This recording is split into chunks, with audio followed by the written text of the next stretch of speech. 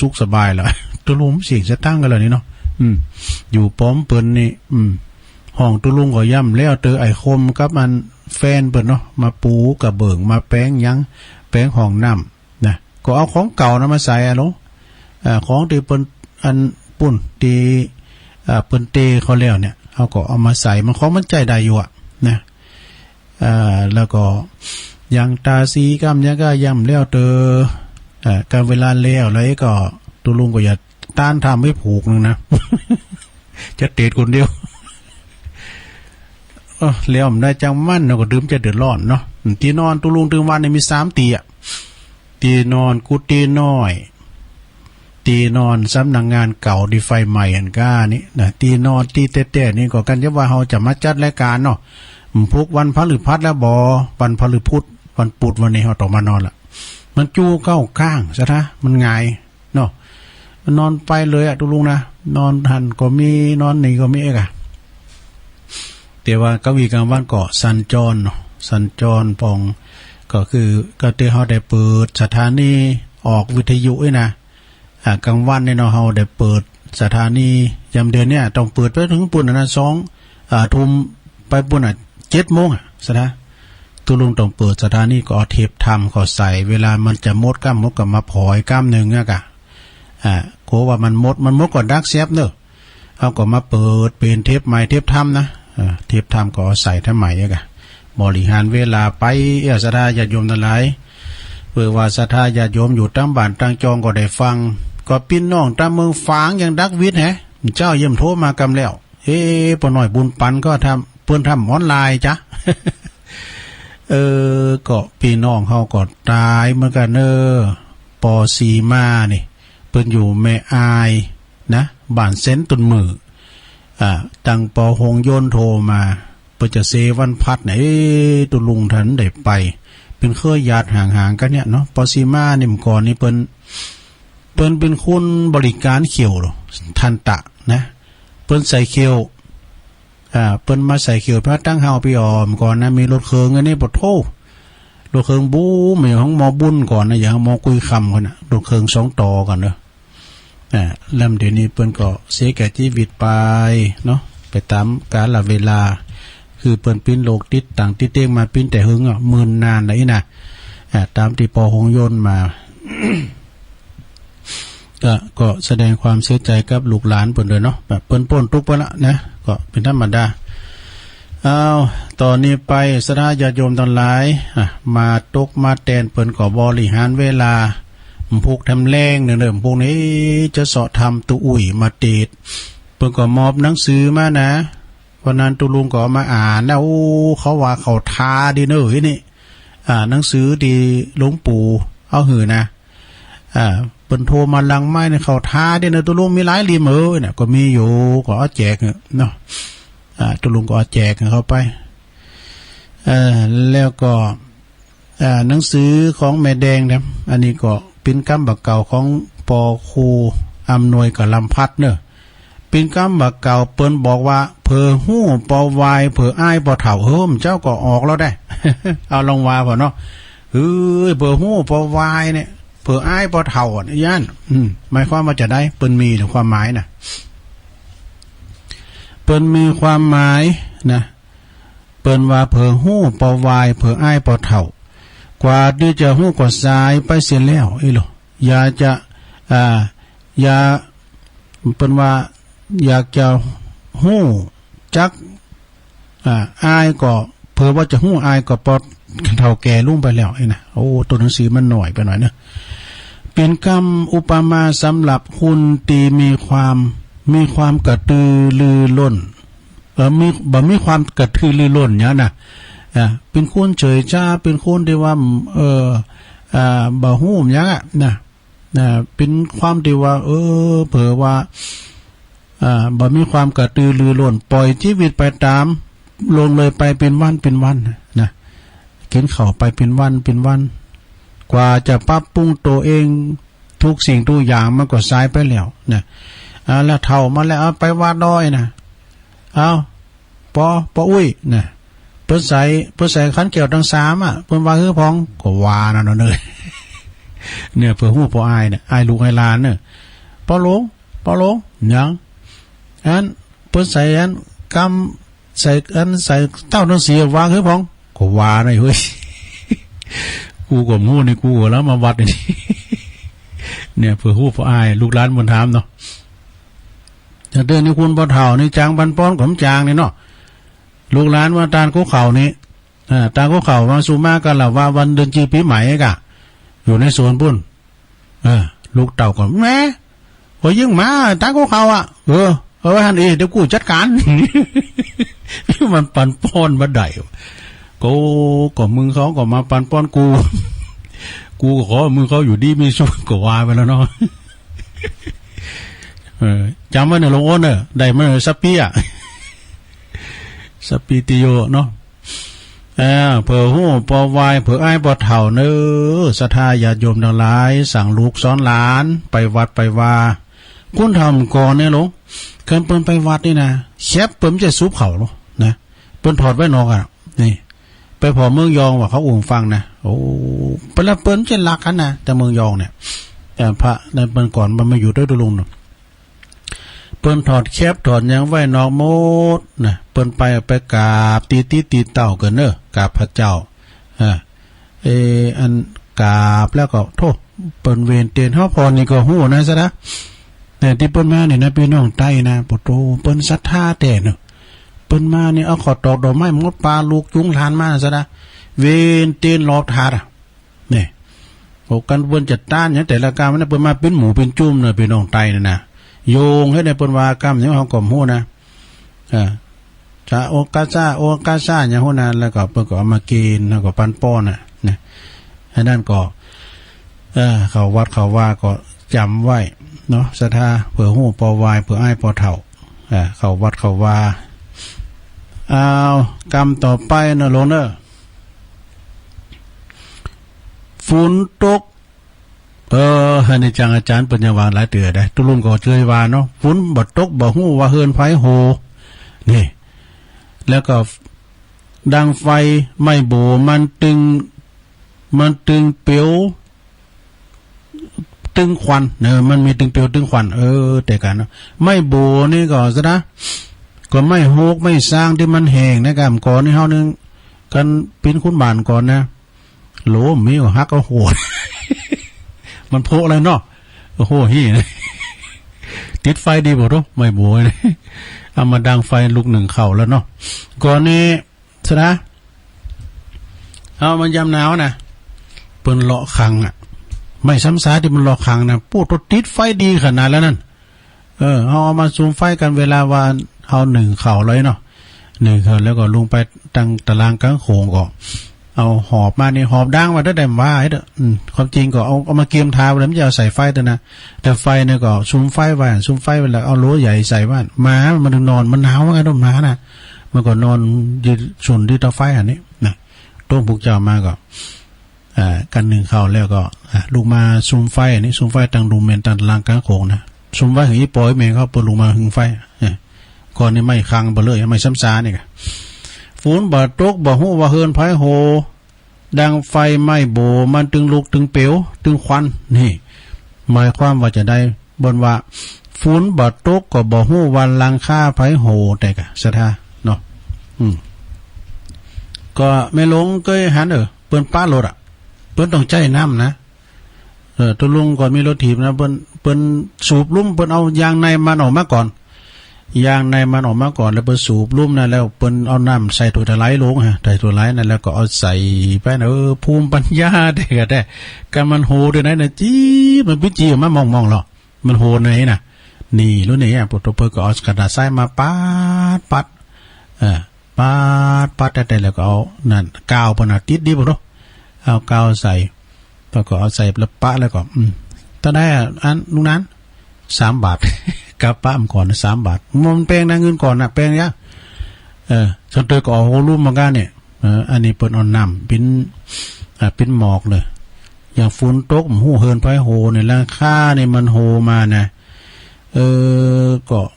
กันเวลาว่าเฮามุงข้ามก่อนเนี่ยน้ำแลกนี่มันโหพองเนอะ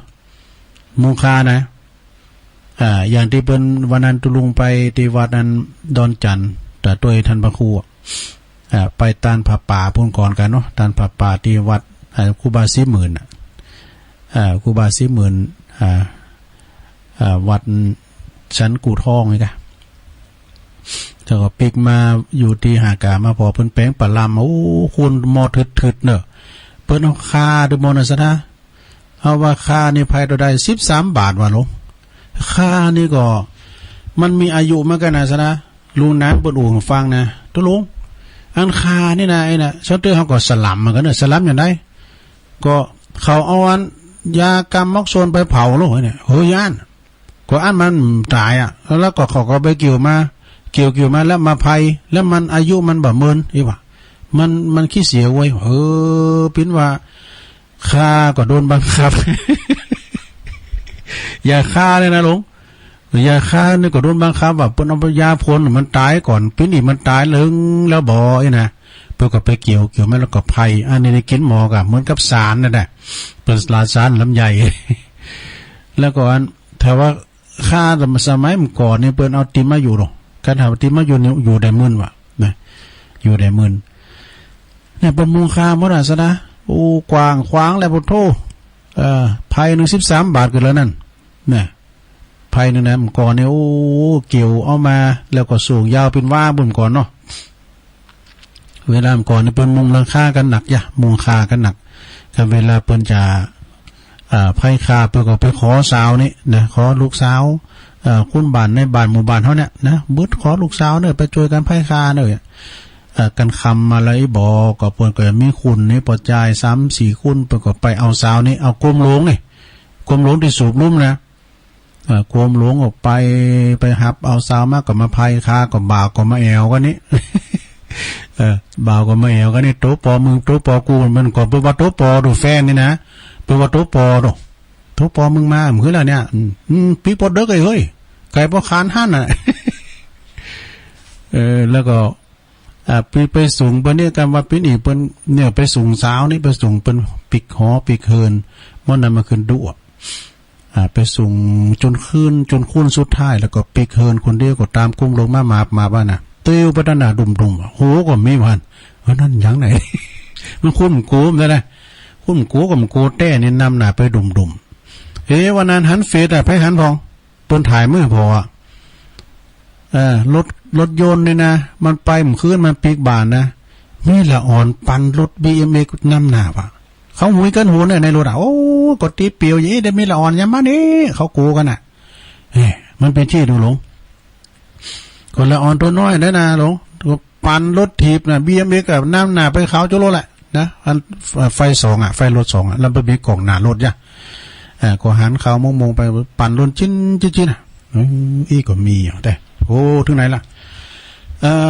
ฝนบ่ตกบ่ฮื้อฮู้ว่าเฮินไปโหเนาะถ้าไม่โบนี่นะซะนะก็ไม่โบนี่นะ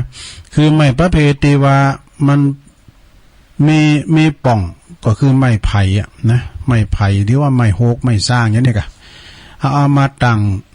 เอามันได้ตึงเปียวได้ตึงควันว่ะนะได้ตึงเปียวตึงควันไฟมันติดดีเนอะติดดีแล้วก็วอดโวยนะมันวอดโวยมันไม่บัวเนาะเป็นกำเปรียบเทปเนอะซะเนอะเป็นกำเปรียบเทปของเจ้าบ้านโทรไปเปิ้นบอกว่าเมื่ออยู่กันตามปกตินั้นก็บ่ฮู้ว่าเขาเป็นอย่างใดนี่เฮาหันหน้าหันตาก็นำฮู้ว่าเป็นอย่างใดใจในมันเป็นจะฮืออีแน่เนาะขั้นเมื่อเขาทะเลาะกันมาน่ะเอาความลับต่างก่อนนำออกมาประจานให้คนอื่นได้รับรู้หมดเนี่ยก็เวลามันเกลียดมันโหดกันมาน่ะเราควันกันไปเลยเนาะ เราควันกันไปเลยอันนี้ก็เป็นกำพังเพยเนื้อศรัทธาญาติโยมทั้งหลายเสาะหาแถมเนาะเวลาเฮาถึงหลายอยู่ศรัทธาเปิ้นบอกว่าฝนจะตกฝนบ่ตกบ่ฮู้ว่าเฮินไผโหก็ว่าไปละแล้วนี่เพิ่นแย่เฮ้ยฝนบ่ตกบ่ฮู้เฮินไผโหไผบ่ไผดีไผจัว เฮาบ่ได้อยู่กับเขานี่ละว่าพอเนาะคล้ายๆกันเด้ออันเจ้าไม่โบนะอันนี้คือว่าไผดีไผจูหอมได้อยู่กับเขาไว้น่ะฝนบ่ตกก็บ่ฮู้ว่าเฮินไผตะโหนะหลังคาโหพองเช่นว่าเดียวเช่นเดียวกับคุณไหนตีจะดีจะเลวนะจะซามอย่างไรก็บ่ฮู้นี่เปิ้นว่าเป็นเคยป.3 ปีจะไปฟังโอดลายมันหมอก แต่ได้ยินอันนี้ไผว่ากำไผนะฮะกำไข่โยมก็ว่าเป็นเคยป.3 ปีเนี่ยไปฟังโอดมันเต้นเอาลายเลยเนาะเช่นว่าไผดีไผชั่วนี่จะดีจะเลวนี่เฮาก็ยังบ่ฮู้นี่เพราะว่าเฮาบ่ได้อยู่กับเขาใกล้ชิดกับเขานี่ฉะนั้นก่อนที่เฮาจะวามหยังไผว่าคนว่าสืบดูให้แน่ชัดก่อนนี่เตกันเนาะสืบให้มันแน่ชัดก่อนว่าเป็นจะได้พ้องก็อยู่ตั้งลุมให้พ้องก็อยู่ต้นไม้ไข่โหอันนี้นี่กำบะเก่าแด่ๆในสถานเด้อกำบะเก่าแด่ๆตุลุงได้ยินคุณถามว่าถ้าเมื่อเบี้ยน้อยนะพ้องอันสถาเฮาว่าฐานะมันจะเหมือนกันน่ะเนี่ยพ้องก็อยู่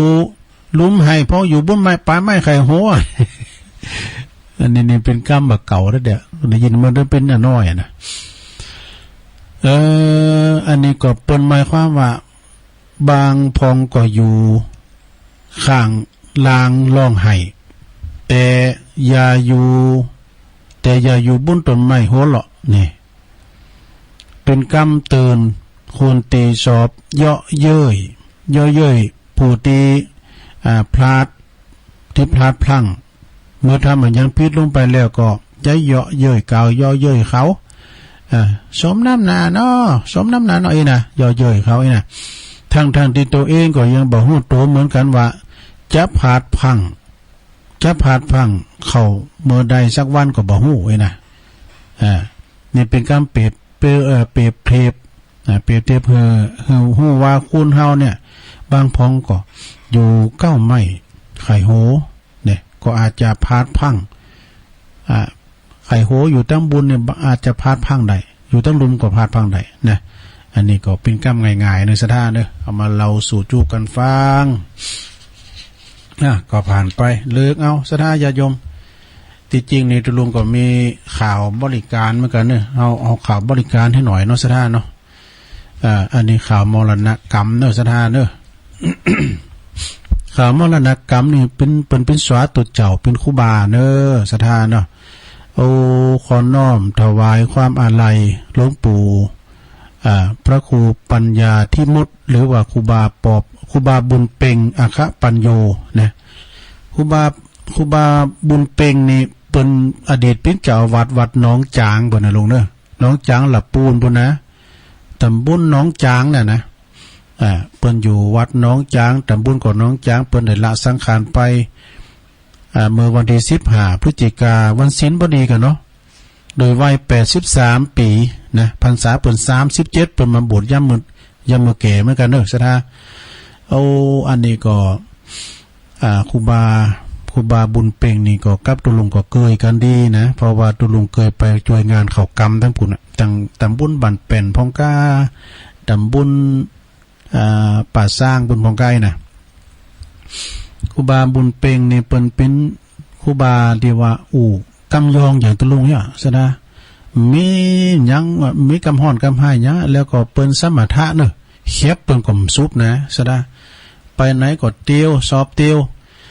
แล้วก็มือถือก็มใจโทรทัศน์ก็มพอตึงวัดเปิ้นก็อยู่ต้นเดียวเปิดไฟไว้หลอดเดียวอ่ะ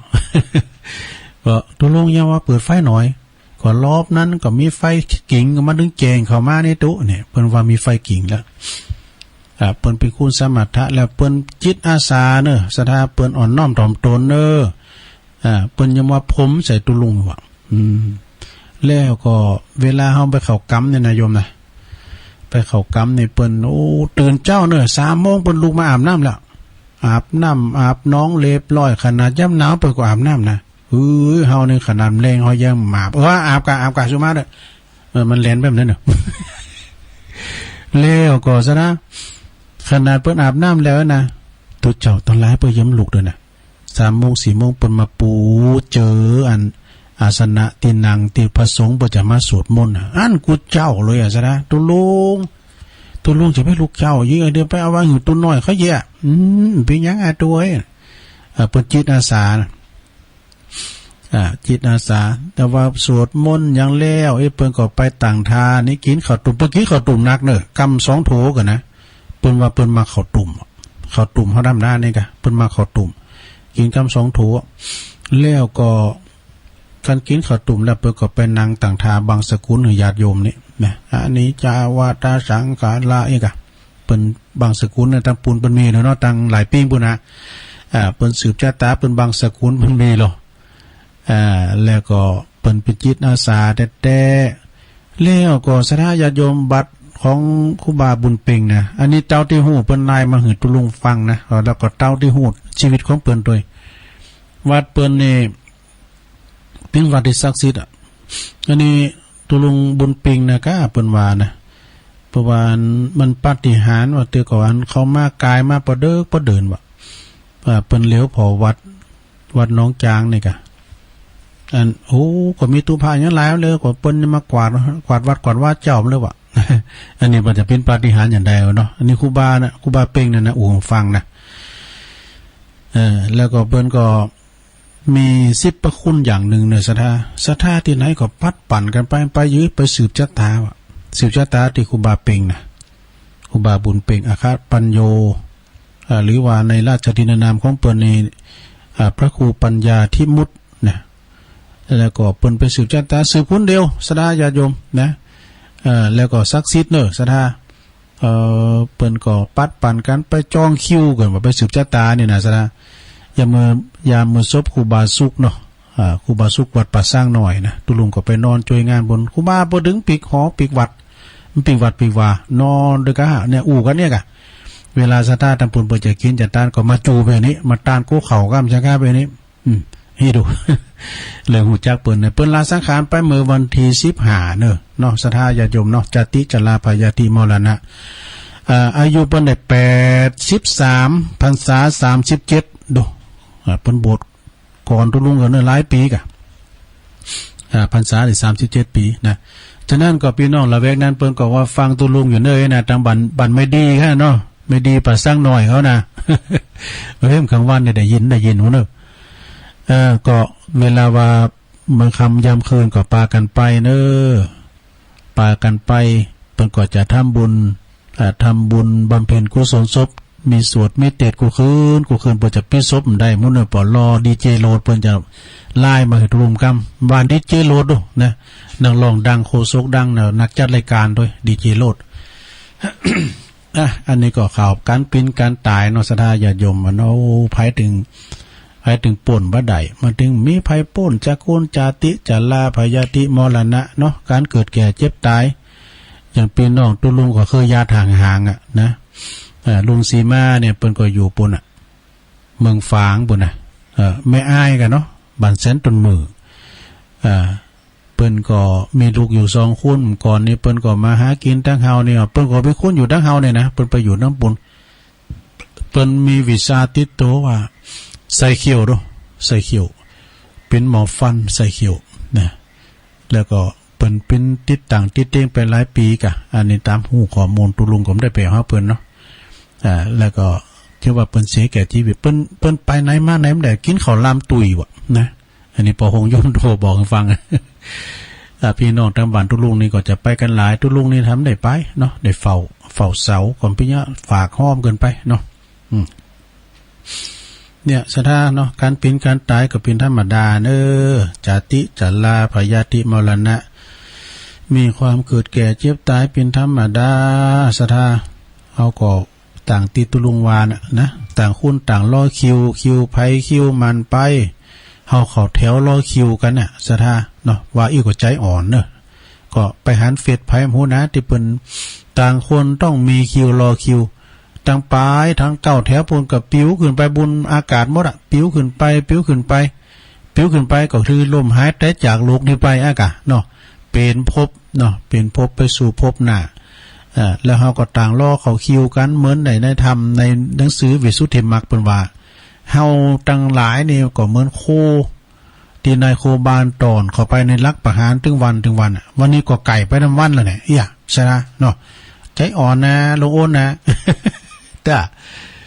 ผ่านไปวันนึงก็ไก่ไปวันนึงมันนี่มันสัจจะคือความจริงเนาะจากนั้นก็เป็นหนิงดูได้เนอ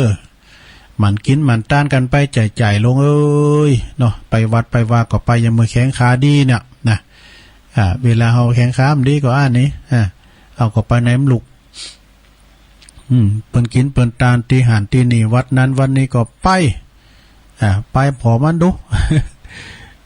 เฮาก็ไปกินไปตานกันไปนะสดาตอนนี้ก็ไก่เวลาที่จะเปิดสายมันเจ้าก็ขอบคุณลงโอนน่ะลงโอนกิติลังกาลงโอนนี่เป็นตัวเคี้ยวตัวลงเด็ดๆสุมาเนี่ยว่าจีกำมังลงโอนนี่ก็80ปลายนะแต่ว่าเปิ้นหุมกินหุมตานไปไหนก็ไปโมดคืนสีขาวเฮาเปิ้นฟังที่ไหนเปิ้นก็โทรไปปูนแถมเนี่ยตีอาจารย์ปุณวัดนั้นพระบาทตักผ้าเนาะตุลุงก็ฟังพระบาทตักผ้าแม่ใส่ท้องเขาก้าอย่างเนี่ยเปิ้นก็ฟังกันก็สัมมาเนรหลักปัญโยนันอันนี้ก็แทมบุตรก็ไปลืมเดี๋ยวสถามาฟังรายการเปิ้นเด้อคืนบุตรนะตั้งแต่20 ทุ่มถึง4 ทุ่มตุลุงก็ติดตามฟังตลอดเนาะมาคุณคำแล้วก็หลวงพ่อมานิถาวโลอันนี้ก็วัดสำนักสงฆ์ป่าไม้แดงเนอะเดี๋ยวอันนี้น้องเบลกะเจริญปอนไอ้สาเจ้าตุลุงโอ้แม่สีทอนกะเจ้าโอ้ใส่ปากกาแม่สีทอนน่ะเจ้าถ้าเจนดีเจ้าก็ว่าเปิ้นฟังกันกะว่าริบหานะฟังตลอดเบอร์กำลังโทรมาเป็นคนแลกะเดี๋ยวฟังกับญาติน่ะกะตุลุงเปิ้นกดเปิ้นโทรกับติดว่าเปิ้นว่าโอ้ก็แม่สีทอนเป็นนั่นตัวแทนกันเนาะจ้ะอันเปิ้นชมตุลุงเลยว่าตุลุงอู้ยองม่วนว่ะมันยองเหมือนกันด้วยมันก็อุ่มมวนเหมือนกันหมดอ่ะแต่บางคนมันบ่ม่วนนะตุลุงยองเหมือนกันแต่มันบ่ม่วนนะมันอู้กันท่านนั้นไม่ได้ทนจากไปมานี่ไปกาดทอนน้องโบนะเราใจค่ะเมื่อไรนี่แก่งให้ลมโอ้มอกะเจ้านิ่มพูกก่อนน้องโบชัยประการฮะงานอันเดี๋ยวอันว่าของเล่นแรกแม่ตุลุงไปวันน่ะก็มันใกล้ด้วยไปกับวันที่27นะธันวาคมปีหน้าเดือนหน้าพุ่นนะเดือนหน้าเนาะเมื่อเด้อไกลอยู่แม่เดี๋ยวได้ไปอยู่กันแต่กับโมเจ้าถามน้องสาวเขาอยู่น้องสาวห้องจ้างอยู่ห้องจ้างนี่กะเจ้าอยู่ห้องจ้างห้องจ้างพยาวันห้องจ้างเพิ่นก็จะเต็บไว้ลูกนิมิตเนาะได้หันหน้ากันแล้วกันนั่นกันได้ยินเสียงแล้วได้หันหน้าแม่นฮู้จักเสียงก็ท่านอาจารย์วันนั้นท่านอาจารย์สาธิตสรคุณเนี่ยเปิ้นหวานแม่สีทอนน่ะเสียงยังละอ่อนอายุ20 ปีเสียงหนุ่มได้กะเสียงหนุ่มได้กะเสียงหนุ่มได้กะที่1 มกราคม 94เนี่ยแม่สีทอนเกิด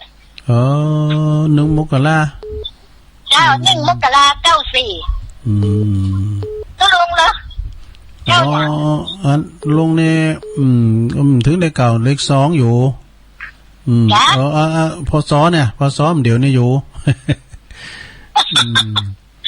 ย้ำถึงโอ้ดีละมันกินมันต้านไปใจเนอะตลอดเนอะตุลุงสาธุเจ้าคนนึงว่าทางเมืองฝางเบิ่มได้ยินไงเนาะฟังปอหน่อยบุญปันเขาก็ดักวิทย์นี่นะโทรมาพองเด้อพี่น้องตะเมืองฝางแม่แจมแล้วแม่ขันแก้วเจริญปอนจ้าแม่สาเจ้าตุลุงแม่สมพัฒน์เนาะเจ้าแม่ย่อยสันทรายฟังชัดเจนดีเจ้าดีเลย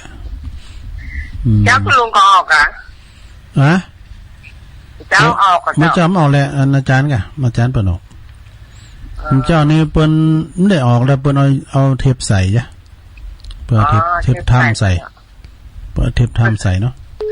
เจ้า ถ้าว่าเปิ้นอยู่เนอะคนที่ตามฉันแล้วก็เจ้าต้องไม่ย่อยแต่ตายเนี่ย แม่สมพัฒน์เป็นตัวแทนเนาะ เจ้า ส่งเข้าประกวด สาธุ เจ้าไม่สาเจ้าเป็นกำลังใจใน สันทรายส่งแม่สมผัดเข้าประกวดอันนี้เป็นตัวแทนพี่น้องสันทรายแม่ย่อยเจริญปอน เจ้าไม่สาเจ้าตุลุง นี่แม่แดงเอาไหน เอาหินเจ้าแม่เม็ดเจ้า โอ้แม่พี่นะว่าแม่เม็ดกะแม่เม็ด ที่ตาฮกเมียนใครได้ตักกันนะเนาะไปกันตุลุงไปได้เสาหากับเสาเจ็ดเปิดได้ติดแม่เม็ดนี่อยู่บ้านไหนก่ออยู่บ้านเสาหินเสาหินฝางอันเป็นใจอันตอนตุลุงน้ำหวานขอให้มีเงินเหลือกินเหลือใจว่ะจ้ะจะได้หาให้ได้เหลือกินเหลือใจอ่ะเนาะโอ้ก็ปั๊มเป้งไปติ๊กๆอ่ะเนาะเขามีเงินมีคำติ้มตุงติ้มถุงติ้มไตนี่ก็พอให้เหลือกินเหลือใจหรือโอ้ตีได้อันจับได้คนเนื้อเอาจะตายแต่มันเขาก็มันคิดมันต้านไปมันดึงตึงมาสักวันอ่ะเนาะขันจัดนี่ก็จัดหนากันมาหวังข้างหวยได้มันได้หรอบ๊มันน้เราก็เคยเสี่ยงมันก็เอาตังไปหอมบนเหยอ่ะแต่กะมองไปหอมบนเนี่ยนะไปหอมไปอันนี่กำลังใจเนี่ยฟังทุกวันมันโทรมันแบบตามเปิดนะมันได้มากกว่าดีเลยกะหูว่าเป็นฟังอยู่เนาะแม่เสาหินฝางขอบคุณเด้อแม่เป็นร้านยอมที่สมัยนี้เป็นนักปั้นจักแก่บ่เนาะ50ปลายอยู่กะ50ปลายอยู่มันยังหาเสียงเปิ้นหนุ่มได้50ปลายมันได้อีเนี่ย50ปลายโหไปถึง70ปลายมันได้บ่ต้องใจอ่อนบ่กะ50ปลาย52 53เนี่ย50ปลายหน่อยนะเดือนแล้ววันเกิดแฮปปี้เบิร์ธเดย์วายเสียงเปิ้นนึงเสียงเปิ้นหนุ่มมันนะเสียงเปิ้นหนุ่มขอบคุณแม่เม็ดนักๆเด้อเจ้าอาสานะเจ้านี่พี่น้องเสาหินฝางเด้อเสาหินสีบุบัน ก็โทรมาพองหลับปูนโดยติแม่สมมาแล้วหลังกาดแม่สาวฟังอยู่เนอะฟังทุกรายการอาจารย์ยอดพระเจ้าของม่วนแล้วเนาะม่วนกับอาจารย์ยอดในบทโตคติธรรมนะสุดยอดแต่เบิ่งเพิ่นคืออาจารย์ยอดถึงพี่กับมูลท่านหลวงพ่อก็มาอย่างอ่ะฟังอาจารย์ยอดอยู่ถ้าเปิดนั้นว่างว่าอาจารย์ยอดใส่คติธรรมเป็นคติธรรมเป็นยอดเลยเน้นเนาะอาจารย์ยอดนะเปิ้นนั้นอูเรื่องเก่าก็อูเรื่องกำกับโมนดีเนาะเจ้าสุดยอดอูเรื่องกำนี่นะใครคือขลอ่อนเขาฟังแต่เขาเคยฟังอ่ะวันนี้ไปจิตอาสาตั้งไหนกะไปกะมานี่ดีเสียดายวันที่26นี่นะแค่ไปขนาดผมได้ไปก่อนไปยังฟังเปิ้นถ่ายทอดเอาเนาะทาง Facebook อันสมาตัดตีอันอสมเปิ้นมีงานอสมเปิ้นตรวจเลือดอะไรอย่างเงี้ยค่ะแต่กะตรงเหรอวะเป็นยังมันจะมีตัวเดียว11ก็ค่อยมาพี่เนาะเรื่องกับวางศิลาฤกษ์อันตีลอยต่อด้วยนางแก้วก็เปิ้นเลินนะแต่ไม่มีเลิกแต่เลิกแต่ป้าก็หันที่ดอยนางแก้วนี่ก็ล่าง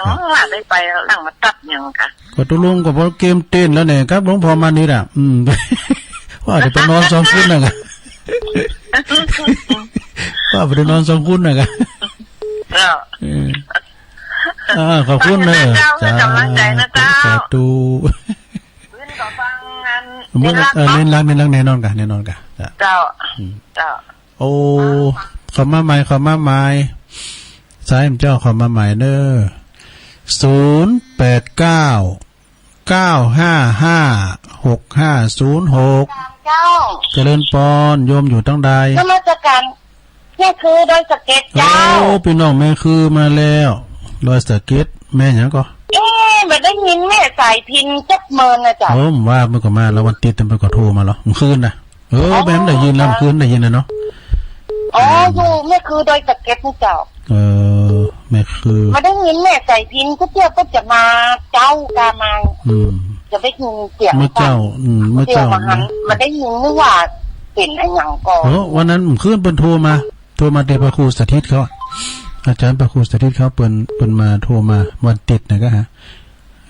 แต่ว่าตั้งแม่คือในเปิ้นออนไลน์ไปไม่ได้ยินเลยเนาะเป็นกำลังใจผู้ลุงนะเจ้าขอบคุณหลายเนอะพี่น้องแม่คือดอยสะเก็ดเนาะเจ้าสาธุโอ้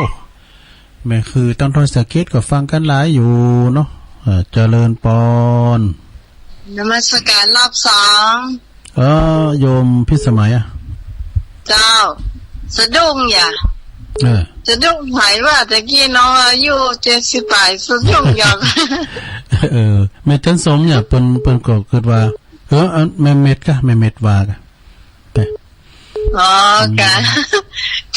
สะดุ้งอย่าขอบคุณนั้นไม่ส่งกะไม่จันสมเนาะไม่จันสมมาเจ้าขอบคุณที่มาโดยพรวันก่อนนั่นละวันไหนนะขอบคุณนั่งนะเจ้าที่ทุกคนกันแล้วกันที่ฟังรายการทุกลงอยู่เนาะเพราะว่าแต่ละท่านแต่ละคนเนี่ยบางทีก็ไม่ได้อวยพรเนาะขอบคุณอาจารย์นิพนธ์ตัวที่แต่งกลอนให้น้องป่วยนะเจ้าขอบคุณนี่เจ้านะยินดีครับโยมพิสมัยเนอ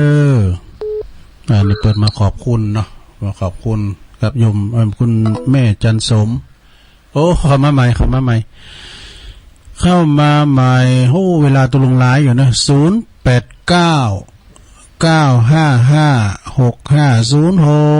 เจริญปอนไม่พันนะเจ้าสถานีวัดอันพระบาทเงียบเลยอ่ะตุลุงเงียบไปเลยไม่ได้ยินเสียงปึงตีเตออันฟังจากไหนเนี่ยฟังวัดพระบาทอุดมเนี่ยก็จะออกฟังเนี่ยก็เดี๋ยวนี้ดังไว้อ่ะดังเลยอ่ะตั้งแต่แม่ที่เป็นอยู่อันบ้านนั้นอย่างเขาบ้านใหม่ตะกี้ที่เป็นโทรอ่ะเงียบไปเลยกำลังเงียบไปเนี่ยเจ้าก็เดี๋ยวตุปีเลินไปก่อนตะแป้งเนี่ยกะโทรหาตุปีเลินก่อนมาเพิ่นอาจจะกำลังแปลงอยู่กับฮู้เนาะเจ้าฟังอยู่ในเจ้าขอบคุณสาธุต้อมเต้นผู้ก็มาทำอยู่แรงนะเจ้าเนี่ยพระครูธนาอัตครับเป็นจัดเดชมรดกธรรมเจริญปอนนมัสการครับรอบสองครับอาจารย์นิพนธ์ครับมีพระครูที่ไหนมาโหฝากงานมาวันที่26เลยครับแต่ผมย่าเลยเนาะ26เดือนนี้ศรีสวัสดิ์ยกยอดฉัตรมงคลดลสมัยวัดดอนจันทร์เวียงป่าเป้าเล่าลือไกลญาติโยมไหลหลังล้นคนมากมายอันพระครูวัดบัดทานเจริญช่วยดำเนินการสร้างปรางสีใสเจดีย์สูงสุดกูดูวิไลตั้งชื่อได้ชเวดากองจำลองมาไม่เคยไปแต่ในฝันพันได้เห็นแสนร่มเย็นสวยเด่นเป็นสง่าแม้บุญมีกรรมไม่บังยั้งสายตาคงได้มานมัสการสำราญใจเชื่อเถิดหนาสัปดาห์หน้าเจอกันแน่ตั้งตาแลให้ดีอยู่ที่ไหนจะค่อยย่องจอมรถลาตั้งหน้าไปแล้วคงได้เจอกันแน่แท้โยมไม่รู้พระครูศูนย์ไหนครับ พระครูรู้สึกว่าพระครูคิมิ่งนะครับโยมโทรไปนักก็จมโยมไปน้อยก็หาว่าโยมไม่ฟังว่าใจแหลมไม่คิมิ่งแล้วไม่คิมิ่งครับผมไปกดใจดีนะครับไม่คิมิ่งหรอกเจริญปนมาแค่การเจ้าได้พรร้องวัวแดงสังกัดแบงเชียงใหม่มาแล้วได้พรฟังเจ้าแล้วกะยังไม่ได้ว่าแบบมาอ่ะมาแล้วเหรอมาแล้ววันพุธอ่ะวันชื่อมใจยายพรวันนี้ตุลุงมาเตนปะจ๊ะวันนี้มาเตนเปิ้นบริหารเวลาจะวัดเตนนี่เด้อแต่เจ้านี่ก็โทรมาเป็นตัวอย่างโหนี่เป็นตาปูออกมาลุนล่ะพระครูเพิ่นออกอยู่กันว่าเพิ่นเชิญเจ้าเพิ่นเชิญรายการเนาะจ้า วันนี้ไปทางใดยายพรนะวันนี้ไปทางใดเนาะไปทางใดตับขาโอ้หูตาดีอยู่หรอเนี่ยน่าจะเอาน้อยๆเดี๋ยวได้ยัง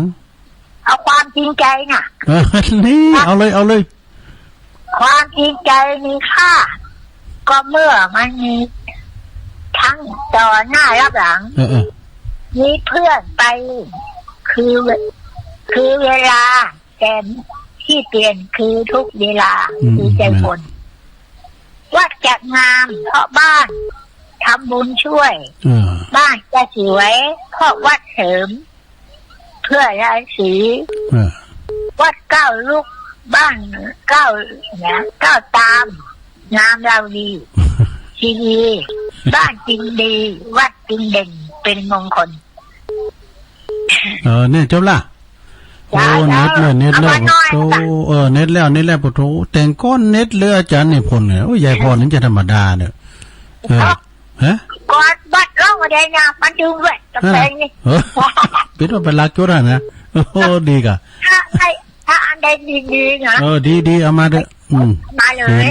เลยมาเลยไปยศมาไว้มาอ่านดีแล้วโธ่เดี๋ยวมึงพูดกับฟังแล้วเนอะมึงพูดกับไม้มันนั่นพูดกับแรงมาอยู่พระครูเนาะพวกเจ้าพระครูเป็นมาอยู่ธนาจารย์ธนาอาร์ตปัจจติธรรมพวกตุลุงมาแรงแคมกัมนึงอยู่พวกกับเกมไว้เนอะโอ้ก็ไปกันอย่างง่ายๆหรออันนี้ว่าตาอินเนอร์ก็ว่าอย่าพรไปสาครับผมรอบสองหลวงรู้ฟังก่อนต้นม่วนก่อนเป็นม่วนนะภูมิปัญญาได้กับยายพรนี่ครับแต่ละท่านแต่ละองค์ก่อนต้นม่วนทางนั้นยายพรนี่ก็ม่วนเหมือนกันยายพรเนี่ยเป็นกำลังใจให้ด้วยยายพรเนอะเป็นกำลังใจให้แล้วก็อาจารย์นิพนธ์ด้วยนะครับเป็นกำลังใจให้เสมอหลวงพ่อมานี่ด้วยแล้วก็โยมปีพิสมัยวิไรศักดิ์วันเกิดเธออยู่ดีมีสุขเนอะเพื่อนก็ฟังแถมครับหลวงอ้วนอายุมันยืนยาวเนอะอ้วนเนอะครับผมกราบไหว้สาครับขอบคุณครับไว้พรหลวงลุงไปเนอะเป็นความสุขความเจริญนะครับสาธุครับนะอันนี้อาจารย์เป็นมารอบสองเนอะนะขอบคุณทุกท่านทุกคนที่เปิ้นก็มาชื่นชมยินดีครับที่เปิ้นแต่งก้อนอาจารย์นิพนธ์แต่งหน้าบัดนั้นอ่านหน้าบัดนั้นได้เลยนะโธ่อันนี้เป็นภูมิปัญญาแต่งก้อนพ้องก็แต่งเข้าห้ามเก่งเนี่ยพ้องก็แต่งก้อนเก่งอย่างลุงทอนเนี่ยเปิ้นจ้อยเก่งเนอะลุงทอนดอยซิวนี่นะผมจะเป็นจ้อยโมนกะลุงทอนดอยซิวนะฟังอยู่ย้ำเดี๋ยวเนี่ยลุงทอนรอบสองก็ได้เนอะลุงทอนโอ้เป็นว่าคุณทุกคนก็มีภูมิปัญญาอย่างลุงลุงบุญมีเนี่ยเมืองกลางเนี่ยนี่ก็พิศลานะห้องเพลงก่อนเน็ตได้หมดอะนะไล่คามเนี่ยลุงบุญมีนี่นะแ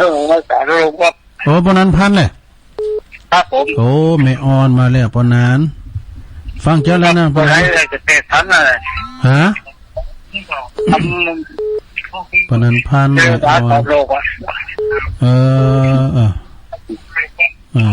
เทวดากล่อมโลกเนี่ยเพชรทำอย่างนี้ก็หลงวันนั้นมาทำอย่างนี้ก็วันนั้นมาคือก็ว่าบ่ได้ตุลุงจะเตะเดี๋ยวทำธรรมดาสอนโลกธรรมดาสอนโลกตุลุงได้สอนหากันได้ยิ้มได้คุณคว้าได้น้ำเดี๋ยวนี้เคยหันได้กำเลยนะจะลองสอนหาว่ามันเป็นถ้ำสอนเนี่ยเนาะปะเนาะเตะเหมือนตอนนั้นเลยมันเตะเหมือนเจ้าตื่นแล้วตื่นแต่สอนหาใดกันเนาะจะเตะนะโอ้ทำธรรมดาสอนโลกขอบคุณเด้อปนานเด้อโอ้สาธุปนานพันเนี่ยบนพื้นปอจานนะปอจานแบบเป็นเจริญปอนครับตอนนั้นมาประกาศทำหน่อยแต่บุตรนี่อันอาจารย์รักเขามาเตะเนาะ พ่อมาเนี่ยแม่นะกะตรงนั้นเน้นรักมาเตะแต่เมื่อคืนนี่มันใช่กะโอ้ก็ว่าสองเตะกับโลแม่นอันนี้มาพุ่มประกาศไปแล้วล่ะคือก็นักข่าวมันจดจำไก่ต้มเตะไก่วิทยุฟังทราบประกับปิกมาฟังทำไมกระถางทำไมบุตรจะการฟังอาจารย์เอารักฟังอาจารย์เอาเทศเนอะตั้งใจฟังแต่แล้วก็ยังรู้ดิเวลามันมีพอเดียวก็เสริมกันนะลุงเนาะเก่าหางฮะปะทอนไข่จ้อยก็ได้แม่ปะทอนไข่จ้อยก็ได้แม่พรใจพรแต่งตัวกันแข่งกันเจอลุงนี่อาจารย์นิพนธ์ก็ยังดีอยู่นะเนาะหลายเสียงในเรื่องกับน้องใจทุลุงนะแต่ยังที่คนฟังเมื่อวานนี้เนาะแต่ว่าอูยองมันโมดเนี่ยมันก็จึงม่วนแต่คนยองต้องพูดภาษายองเนาะคนเมืองพูดภาษาเมืองดาวเนี่ยกันเนาะเนี่ยเตะตึงเตะกันลุกช่วยฟังมีกรมาเสริมมีจ้อยมีซอมาเสริมเนาะมันเปลี่ยนบรรยากาศหลายรสหลายชาติทำบุญอย่างนี้ฟังแล้วก็เห็นกำลังใจส่งกำลังใจมาในรักเนอแต่ว่าทุกคนก็ท่านในรักไปทุกดวงอยู่ใกล้ๆข้างในรักเนอไปที่วัดประจันไปอยู่ก็วัดดอนจันทร์ไปกับไปอยู่หมองูเดินเนาะถ้าไปเป็นจูเจ้าไก่แก่เคียงอินดูในรักคนนอกครับกับนมัสการท่านเจ้ารอบสองไม่ได้ว่าอ่านคำเดียวกับพร้อมดาวรอบสองผมมาให้หลวงพ่อว่าเนอะสาธุหลวงพ่อมานิดรอบสองเจริญปอนฮัลโหลฮะมันใจได้กะฮัลโหลหลวงพ่อมานิดอยู่กะ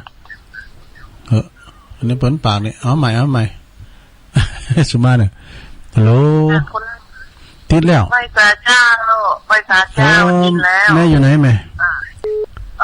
อย่ามาจำกันมาได้บแต่ต้องปีก็ได้บ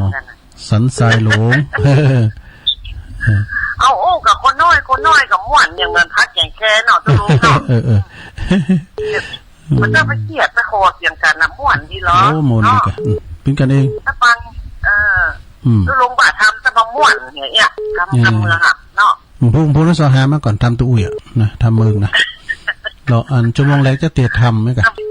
แต่ว่าอย่างพ่อกลัวพี่พัดยังชวนโยมแม่ไปนั้นอยู่โรเวียงปะเป้าว่าม่วนดีเนอะหรอว่าไปกันไปป้ากันไม่เสียวก่อน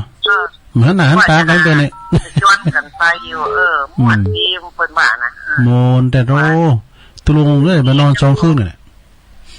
มันหลับได้ไปทั้งปุ้นนะแต่เคยไปแอวอันนั้นไปเรียนกันไม่เคยไปหันอาจารย์สมเพชรก็ไป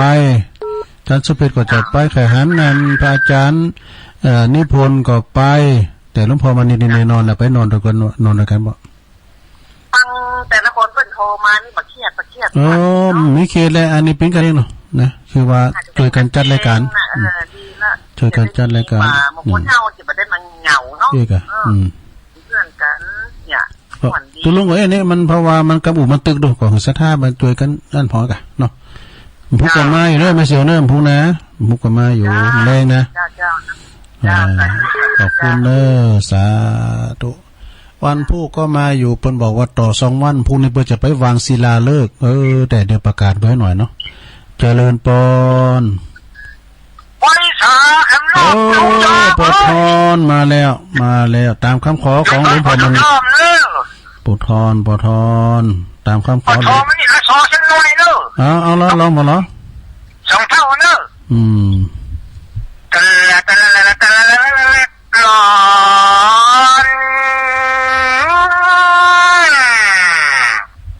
วันนี้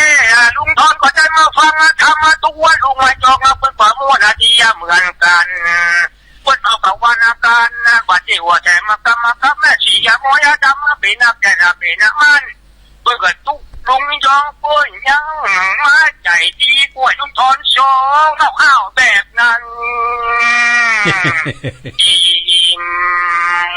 มาแล้วน้องเน็ตโอ้สาธุเนอโรสารพัดผิดสารพัดหรอคุณบักเก่าได้จ้อยก็ได้ซ้อก็ได้ดูห้องเพลงก็ได้เนอะปุตตุเสียงเป็นสูงดีเสียงมีตกน่ะสักวันลุงบุญมีพอบุญมีมาห้องเพลงสักครับก่อนเมืองกลางนะเจริญปอนลุงมันปอนบุญมีอ่ะครับ นั่นนะบุญละควันกันมาแล้วเปิดหอจ้อยก็ได้ซอก็ได้หรอนั่นกันเอาก็ได้หมดเหมือนกันเอาบนย้อยบนซอเลยเอาให้หน่อยกันป้าบุญมีเอาจ้างซอก็เอากันเลยเมืองกาก็ป้าก็อินทอสักกันหนอจะนั่งขุดเอาไว้ซอท้องต่างสักกันแต่นายพ่ออินทอนเปลี่ยนจอยกะหวานเป็นโซก็เก่งเพื่อยังมาเก่งแค่เก่งว่าเจ้าล่ะเขาทาแล้วเดี๋ยวพอทอนก่อนเน็ตเลยครับยินดีพอทอนเนอะปอมบุญมีเนอะเอาไว้สาเพิ่นลุงเด้อไว้สาต่างคุณแต่มีภูมิปัญญานะสดาคุณกลับไปประมาทนะปุถโธอันนี้ปุถโธมากด้วยประสบการณ์อย่างปอบุญมีนี่โอ้ห้องเพลงก่อมนซอก็ได้แปลงน้ำบวยจันเน็ดได้หมดซับปาว่าแปลงงานของสารศาสตร์สารยูมีหันพร้อมโอ้เอาละบอสนะสมควรเวลาก็แฮเนาะได้อยู่20 กว่าสายด้วยกันเนอะเดี๋ยวอ่านนะยินดูเปิ้นบุญมาหยุ่นเอาสายสุด